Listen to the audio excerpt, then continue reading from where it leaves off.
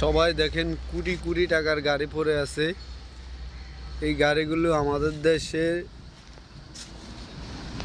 এই গাড়িগুলো অতিরিক্ত তেল বেশি লাগে রাস্তায় চলতে, তাই কোম্পানিরা বাইর করতেছে না। কারণ এগুলো যে পরিমাণ তেল খায় তার থেকেও ভাড়া অনেক কম। এই কারণে এগুলো রাস্তায় চলে না। দেখেন মাটির ভিতরে চাকা গাড়াই গেছে।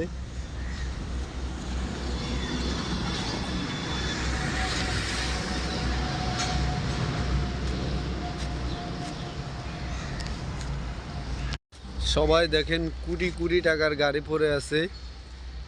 এই গাড়িগুলো আমাদের দেশে এই গাড়িগুলো অতিরিক্ত তেল বেশি লাগে রাস্তায় চলতে, তাই কোম্পানিরা বাইর করতেছে না। কারণ এগুলো যে পরিমাণ তেল খায় তার থেকেও ভাড়া অনেক কম। এই কারণে এগুলো রাস্তায় চলে না। দেখেন মাটির ভিতরে চাকা গাড়াই গেছে।